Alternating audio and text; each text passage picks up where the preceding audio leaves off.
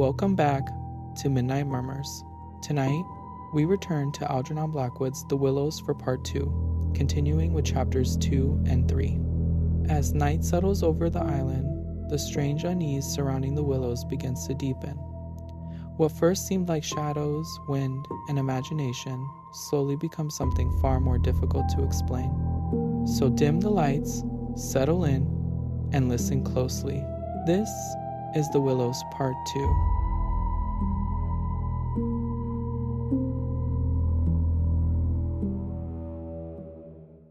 Suddenly, I found myself lying awake, peering from my sandy mattress through the door of the tent.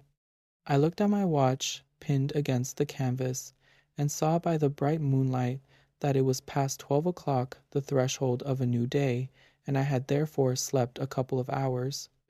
The Swede was asleep still beside me. The wind howled as before. Something plucked at my heart and made me feel afraid. There was a sense of disturbance in my immediate neighborhood. I sat up quickly and looked out.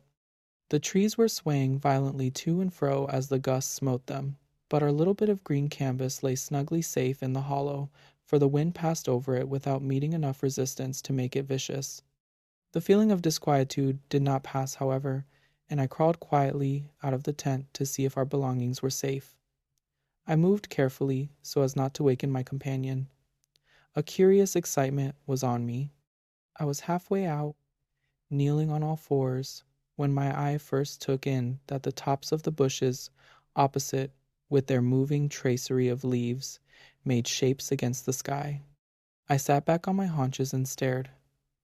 It was incredible, surely, but there, opposite and slightly above me, were shapes of some indeterminate sort among the willows, and, as the branches swayed in the wind, they seemed to group themselves about these shapes, forming a series of monstrous outlines that shifted rapidly beneath the moon. Close, about 50 feet in front of me, I saw these things. My first instinct was to waken my companion, that he too might see them, but something made me hesitate, the sudden realization, probably, that I should not welcome corroboration. And meanwhile I crouched there, staring in amazement with smarting eyes. I was wide awake.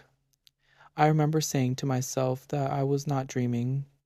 They first became properly visible, these huge figures, just within the tops of the bushes, immense, bronze-colored, moving, and wholly independent of the swaying of the branches. I saw them plainly, and noted, now I came to examine them more calmly, that they were very much larger than human, and indeed that something in their appearance proclaimed them to be not human at all. Certainly, they were not merely the moving tracery of the branches against the moonlight. They shifted independently. They rose upwards in a continuous stream from earth to sky, vanishing utterly as soon as they reached the dark of the sky. They were interlaced one with another, making a great column, and I saw their limbs and huge bodies melting in and out of each other, forming this serpentine line that bent and swayed and twisted spirally with the contortions of the wind-tossed trees. They were nude, fluid shapes, passing up the bushes, within the leaves almost rising up in a living column into the heavens. Their faces I never could see.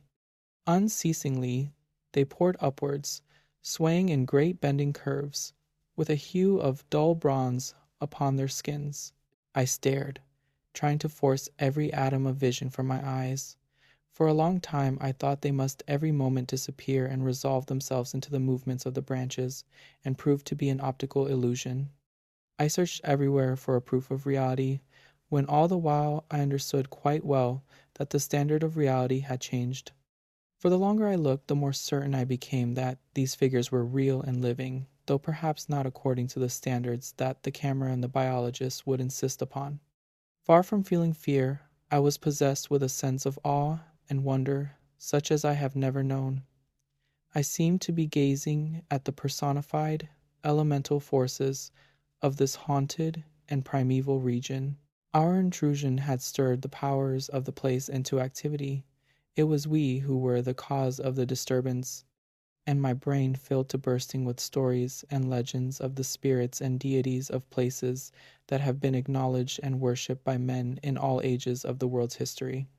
But before I could arrive at any possible explanation, something impelled me to go farther out, and I crept forward on the sand and stood upright. I felt the ground still warm under my bare feet. The wind tore at my hair and face, and the sound of the river burst upon my ears with a sudden roar. These things I knew were real, and proved that my senses were acting normally. Yet the figures still rose from earth to heaven, silent, majestically, in a great spiral of grace and strength that overwhelmed me at length with a genuine, deep emotion of worship. I felt that I must fall down and worship, absolutely worship. Perhaps in another minute I might have done so, when a gust of wind swept against me with such force that it blew me sideways, and I nearly stumbled and fell. It seemed to shake the dream violently out of me. At least it gave me another point of view somehow. The figures still remained, still ascended into heaven from the heart of the night, but my reason at last began to assert itself. It must be a subjective experience, I argued, none the less real for that, but still subjective. The moonlight and the branches combined to work out these pictures upon the mirror of my imagination, and for some reason I projected them outwards and made them appear objective. I knew this must be the case, of course. I took courage and began to move forward across the open patches of sand. By Jove, though, was it all hallucination? Was it merely subjective? Did not my reason argue in the old futile way from the little standard of the known? I only know that great column of figures ascended darkly into the sky for what seemed a very long period of time, and with a very complete measure of reality, as most men are accustomed to gauge reality. Then suddenly they were gone.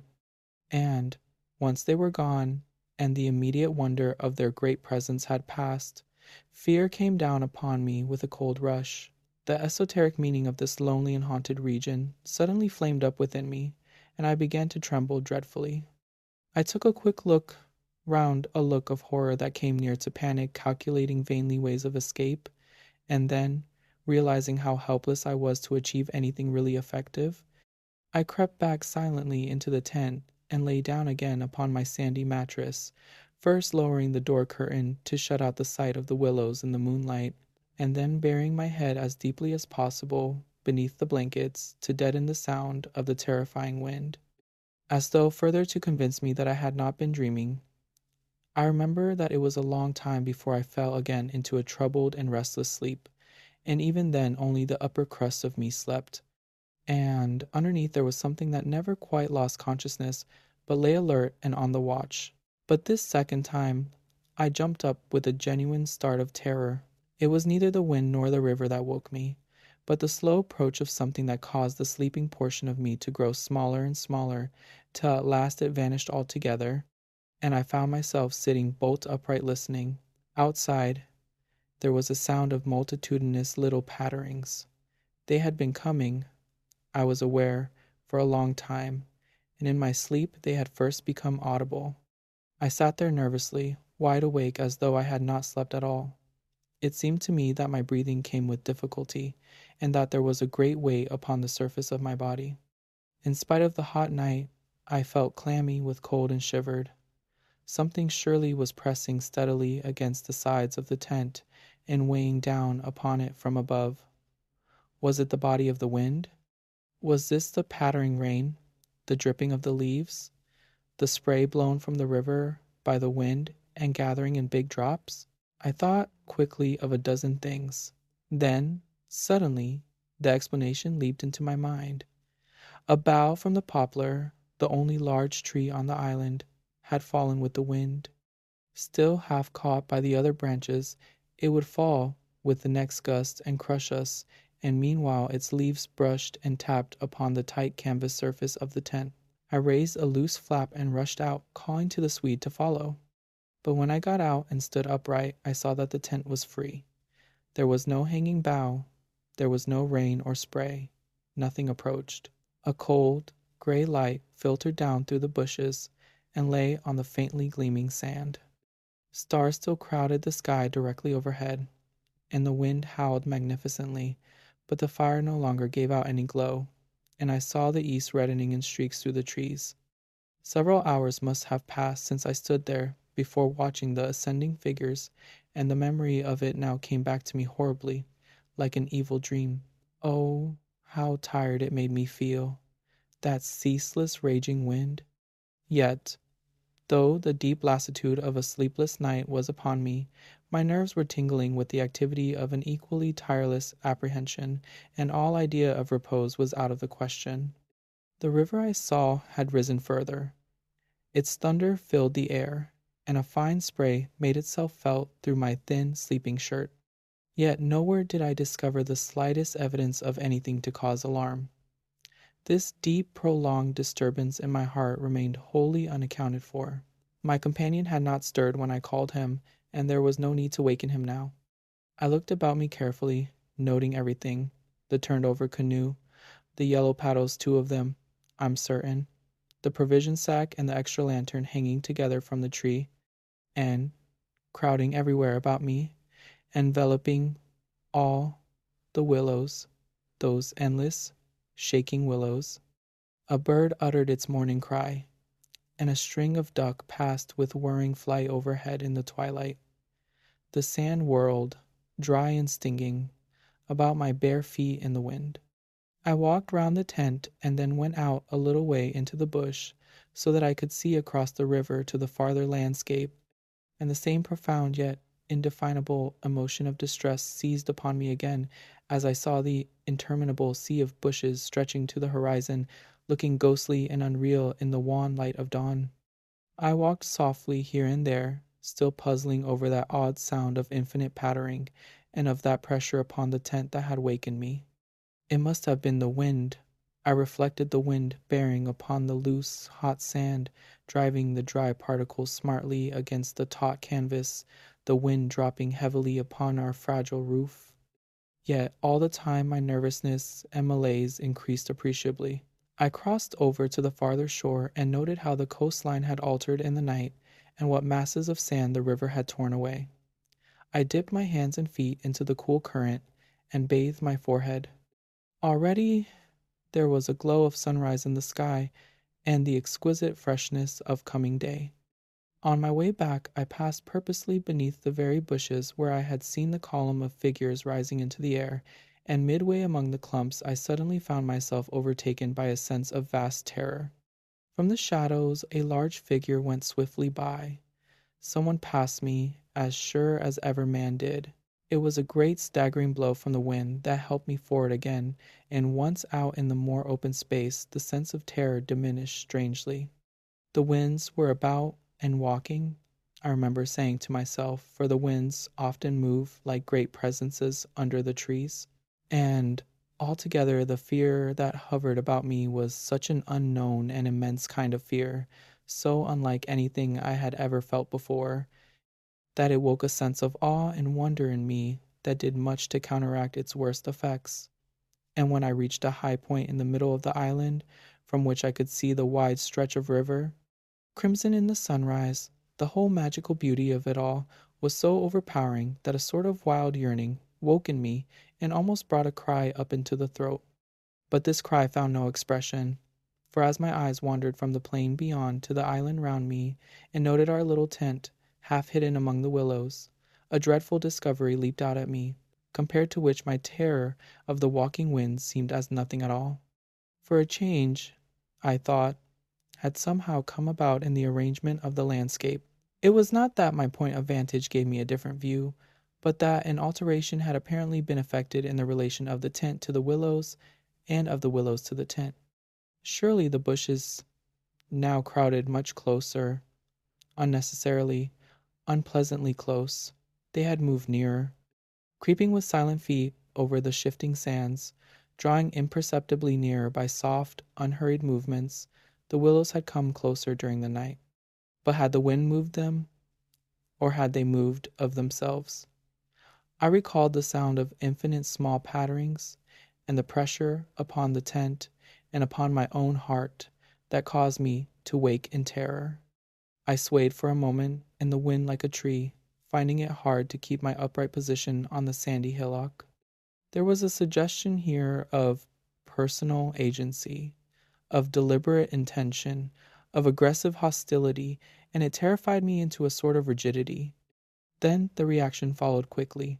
The idea was so bizarre, so absurd, that I felt inclined to laugh.